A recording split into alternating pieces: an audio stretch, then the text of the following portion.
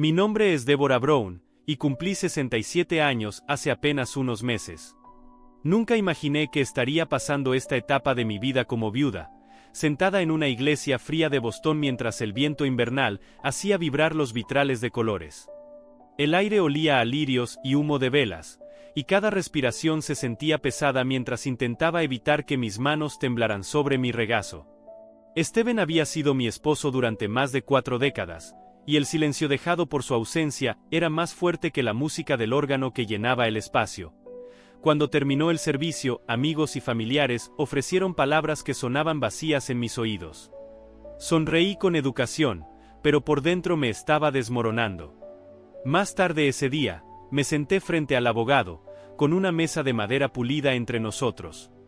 Brian, mi único hijo, se ajustó la corbata con impaciencia, sus ojos brillando ya con expectativa.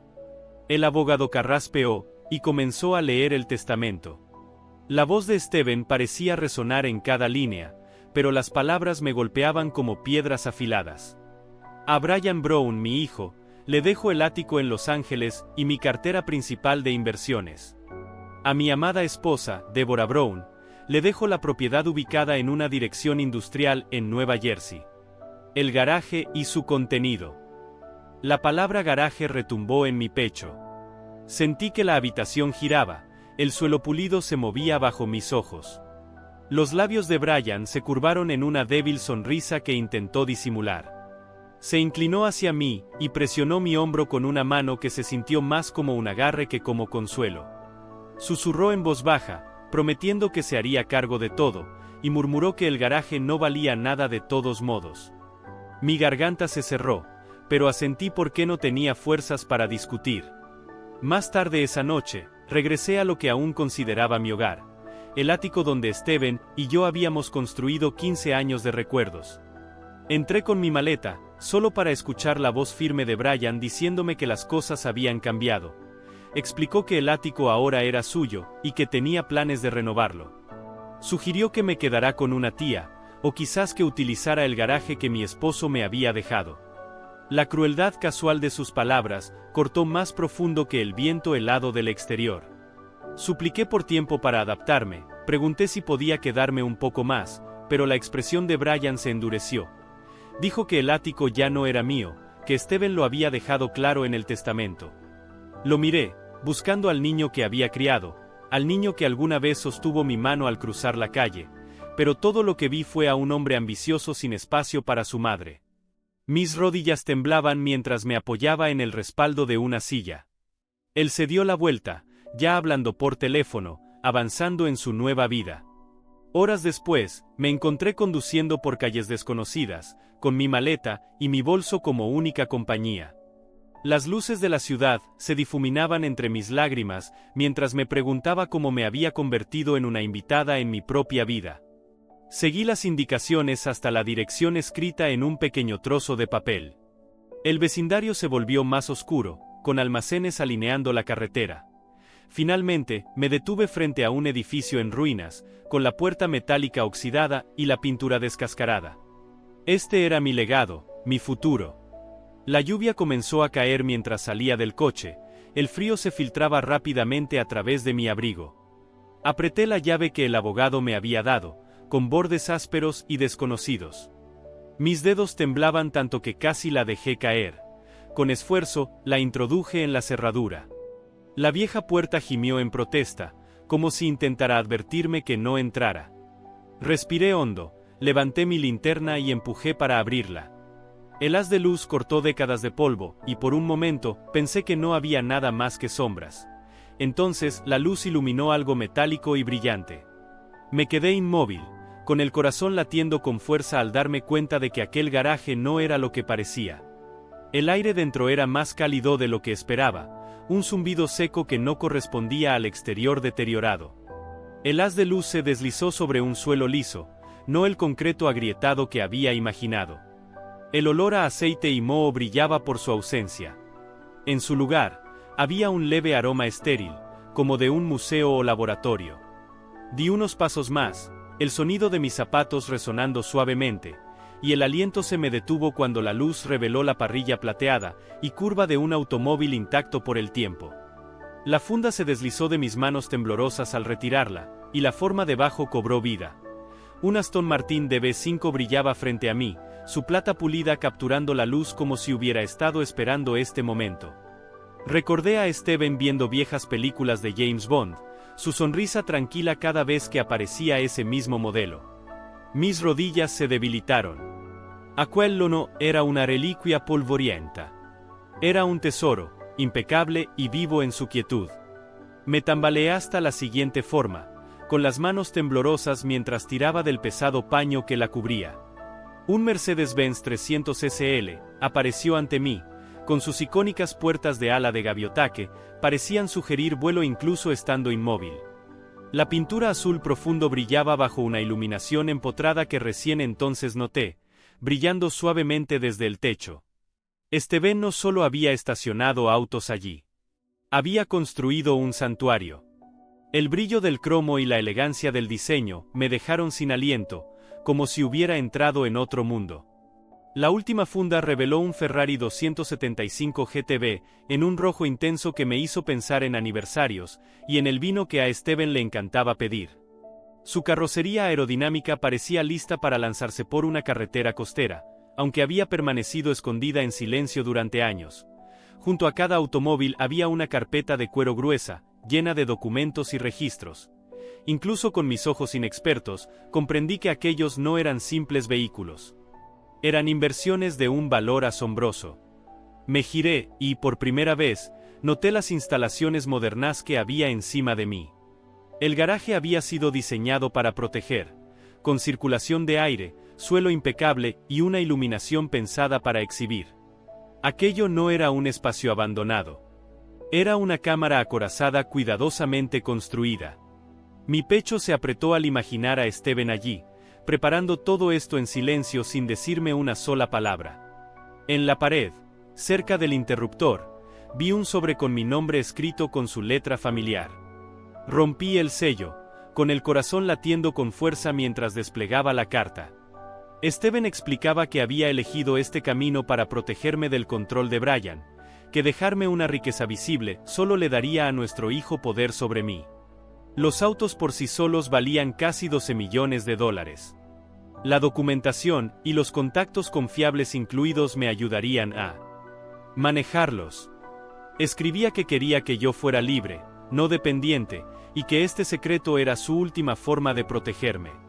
Las lágrimas empañaron las palabras mientras presionaba la carta contra mi pecho. Pensé en la noche solitaria del funeral, en el cruel rechazo de mi hijo, y en cómo Steven había llevado esta previsión en silencio mientras yo permanecía ignorante. De pie bajo el resplandor de esos tesoros ocultos, comprendí que esto no se trataba solo de dinero. Era amor y confianza, preparados durante años para que, cuando él ya no estuviera, yo pudiera seguir en pie. La llave del garaje no había abierto una ruina. Había abierto mi independencia. Dentro del garaje, cuidadosamente guardado entre carpetas de registros de inversión, encontré la escritura de una cabaña en Carmel, California. Mi respiración se detuvo al leer los detalles. Steven la había comprado hacía años, completamente amueblada y esperando por mí. La idea de un lugar junto al océano despertó en mí algo frágil, un anhelo de paz que casi había olvidado. A la mañana siguiente, conduje hacia el oeste, dejando atrás los almacenes grises y las calles frías. La autopista 1 se desplegaba ante mí como una cinta tendida sobre los acantilados. El Pacífico se extendía en un azul infinito, con la luz del sol brillando sobre las olas como si el mar mismo me diera la bienvenida. Sentí como la tensión en mi pecho se aflojaba con cada kilómetro, con cada curva del camino que me llevaba hacia algo nuevo. Cuando llegué, la cabaña parecía sacada de un cuento, escondida detrás de cipreses y con un jardín que derramaba colores sobre un sendero de piedra. La puerta holandesa crujió suavemente al abrirla, y solté un jadeo al ver el interior. Pisos de madera cálida, estanterías llenas de libros y un cuadro en la pared del Canal de Venecia, donde Steven una vez me había tomado de la mano. Cada rincón susurraba su amor, su cuidado, su deseo de que me sintiera en casa incluso sin él. Mientras permanecía maravillada, alguien golpeó la puerta. Era una mujer mayor, de ojos amables, y con un plato cubierto entre las manos. Se presentó como Susan, la vecina que vivía 2 casas más abajo. Explicó que Steven le había pedido que cuidara de mí cuando llegara. El guiso en sus manos era mucho más que comida. Era la prueba de que no estaba sola. Esa noche, mientras las olas murmuraban afuera y la cabaña me envolvía como un puerto seguro, sentí el primer destello de esperanza desde el funeral de Steven. Mi teléfono vibró sobre la mesa. El nombre de Brian iluminaba la pantalla. Mi corazón se tensó al contestar, sabiendo que la paz que acababa de empezar a encontrar estaba a punto de ser puesta a prueba. Brian llegó sin previo aviso. En una tarde luminosa, la puerta de su coche se cerró de golpe con tanta fuerza que las aves del jardín salieron volando. Lo vi subir por el camino con la mandíbula apretada y las manos inquietas. El sol era cálido, pero un escalofrío recorrió la cabaña como si el aire supiera que se acercaba una tormenta.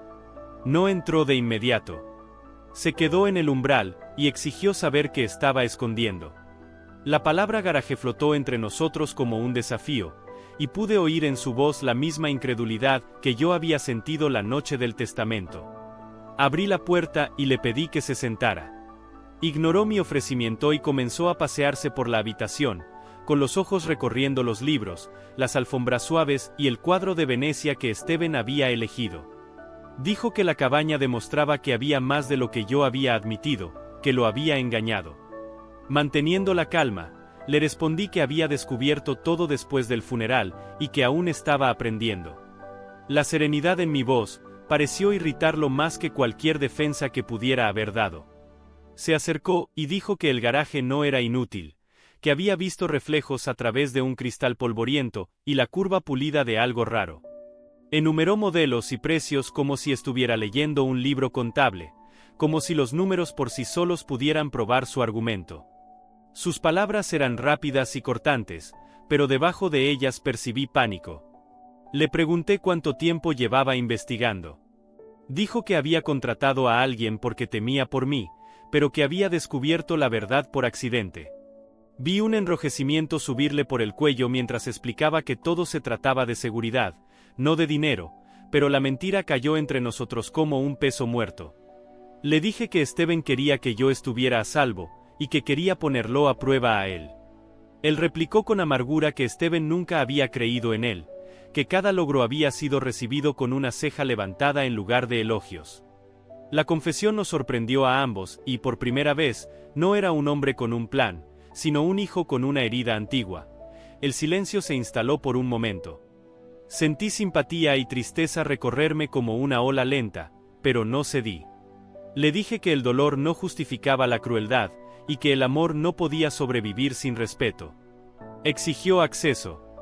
Dijo que éramos familia, y que la familia compartía los bienes. Me recordó cumpleaños, fiestas y los largos años que nos unían. Luego pidió llaves, documentos, cualquier cosa que demostrara que confiaba en él. Negué con la cabeza, y puse los hechos sobre la mesa. La colección era real. La administración me pertenecía a mí. Cualquier ayuda para él vendría con condiciones que protegieran a ambos de los viejos patrones que ya habían causado daño. Rió sin humor, y preguntó si lo iba a poner en una especie de asignación como a un niño. Le respondí que no era un castigo, era una estructura. Le expliqué cómo sería esa ayuda: total transparencia de cada cuenta y deuda, supervisión financiera independiente que ninguno de los dos controlaría, un plan que pagaría a los acreedores en un orden establecido por profesionales en lugar de por impulsos. Añadí un requisito más: debía reunirse con un consejero para enfrentar el miedo que lo llevaba a aferrarse y a intimidar. También debía disculparse por la noche en que me echó de mi casa, y por la forma en que me habló. Las palabras sabían a acero en mi boca, pero se sentían correctas. Él levantó la mano hacia la puerta, y dijo que nos veríamos en los tribunales. Asentí y le dije que esa era su decisión, pero que una demanda no cambiaría las intenciones de Steven ni la solidez legal del fideicomiso. Le dije que prefería dedicar mi tiempo a construir un futuro que a pelear con el pasado. Se detuvo y miró la foto en la repisa, una imagen de Steven y Brian en un partido de béisbol. Sus hombros bajaron un poco, pero luego se cuadraron de nuevo, como si se hubiera sorprendido a sí mismo mostrando vulnerabilidad. Murmuró que yo había puesto a su padre en su contra al guardar secretos. Le respondí que el secreto no era mío, y que Steven había actuado para protegernos a ambos. Por un instante, vi algo crudo en su rostro. No era codicia. Era un niño asustado que había aprendido a negociar el amor con logros, y que no podía entender por qué esa fórmula ya no funcionaba. El destello desapareció cuando notó que lo había visto. Subió al coche y gritó que la próxima conversación sería con abogados. El motor rugió con fuerza y se marchó, con la grava crujiendo bajo los neumáticos. Me quedé en el silencio que siguió, dejando que mis manos temblaran. Dentro, la cabaña volvió a sentirse estable. Preparé té y observé el vapor elevarse mientras el océano suspiraba a lo lejos. Pensé en mi hijo y en la vieja historia que había llevado consigo durante años, una historia en la que su valor siempre estaba a prueba, y el afecto debía ganarse. No excusé lo que había hecho. No cedí en las condiciones que había establecido. Me permití sentir el dolor, y luego coloqué esos sentimientos donde pertenecían. El amor con límites sigue siendo amor, y a veces es el único tipo que puede sobrevivir. Antes del anochecer, Susan tocó la puerta para saber cómo estaba. Le dije que estaba bien, y que el día había sido difícil pero necesario. Apretó mi mano con una fuerza silenciosa que me recordó que no estaba sola. Más tarde, caminé por el sendero del jardín y escuché el mar. El aire olía a romero y sal, y las primeras estrellas aparecieron como testigos pacientes. Sabía que ese no era el final del conflicto, pero también sabía que algo había cambiado. Había hablado desde un lugar que no buscaba aprobación. Había elegido la dignidad, y el suelo bajo mis pies se sentía firme. Cuando llegó la llamada, ya sabía de qué se trataría. La voz de Brian estaba tensa, cortada por la desesperación, mientras me pedía que lo encontrara en el ático. Con el corazón pesado, conduje hasta Los Ángeles. Las calles de la ciudad reflejaban la luz del atardecer contra torres de vidrio frías e impersonales. El portero, que alguna vez había recibido a Steven y a mí con calidez, me miró con silenciosa compasión al dejarme pasar. Entré al ático y casi jadeé. Los suelos de mármol estaban arrancados, cables colgaban sueltos del techo y el polvo cubría cada rincón. Era un caparazón vacío, despojado de calidez y vida, un monumento a la ambición que había colapsado bajo su propio peso. Brian estaba de pie en medio del caos. Su caro traje arrugado, los hombros caídos. Admitió que las renovaciones se habían salido de control. Los préstamos se habían acumulado y las inversiones en las que había confiado habían fracasado. Su voz se quebró cuando dijo que no podía seguir con los pagos, y que la ejecución hipotecaria estaba a semanas de distancia. Miré a mi alrededor, a la destrucción, y le dije que el ático era un reflejo de sus decisiones. Se tensó, pero luego bajó la mirada. Por primera vez, lo vi sin armadura. Dijo que la verdadera herida no era el dinero, sino la sensación de que su padre nunca había confiado en él. Cada negocio, cada muestra de éxito, había sido su manera de intentar ganarse un respeto que nunca creyó tener. Lo escuché, con la tristeza pesando en mi pecho. Luego le dije que la confianza no podía construirse sobre el derecho. Le aseguré que lo ayudaría, pero solo bajo ciertas condiciones: completa transparencia de sus finanzas, supervisión de asesores independientes, compromiso con la terapia para enfrentar el origen de su comportamiento y, sobre todo, una disculpa. Al principio se resistió, su orgullo ardiendo, pero el cansancio lo ablandó. Dijo que lo sentía por haberme llamado inútil y por haberme echado de mi casa. Las palabras salieron con esfuerzo, pero llevaban peso. Acepté la disculpa, no como un recordatorio doloroso, sino como la primera piedra colocada en un nuevo camino. Las semanas se convirtieron en meses mientras lo veía luchar con la rendición de cuentas. El fideicomiso se encargó de sus deudas. Las sesiones de terapia desafiaron sus patrones. Poco a poco, sus aristas afiladas se suavizaron y comenzó a parecerse menos al hombre furioso que había irrumpido en mi cabaña, y más al hijo que recordaba. Una tarde, vino a Carmel con una pequeña caja en sus manos. Estas temblaban ligeramente mientras la colocaba frente a mí. Dentro había una alianza de oro, desgastada por los años. El anillo de aniversario de Steven, que se creía perdido en el caos del ático. Brian dijo que lo había encontrado en un cajón, y que sabía que debía estar conmigo. Su voz se quebró cuando agregó que quería que tuviera una parte de lo que su padre siempre había deseado. Deslicé el anillo en mi dedo, junto a mi alianza de boda. El oro simple y el círculo engastado descansaban juntos. Las lágrimas llenaron mis ojos, pero eran más suaves esta vez. Le di las gracias, y por una vez, él no desvió la mirada. Simplemente asintió, un reconocimiento silencioso de que el cambio había comenzado. Esa noche, saqué el Aston Martin del garaje y conduje por la costa de California. El motor ronroneaba bajo mí, firme y fuerte, mientras el océano se extendía inmenso bajo el sol poniente. Los anillos en mi mano capturaban la luz, uno del comienzo de mi matrimonio, el otro de una promesa cumplida incluso después de la pérdida. Mientras el viento acariciaba mi rostro, pensé en cómo una vieja y oxidada llave de garaje había abierto mucho más que una puerta. Había desbloqueado la libertad, la dignidad y la oportunidad de sanar a través de generaciones. Entendí entonces que la misericordia no se encontraba en la rendición, sino en establecer condiciones que nos dieran a ambos un camino a seguir. No era un final en el sentido común, era un nuevo comienzo construido sobre la verdad, la responsabilidad y el amor con límites.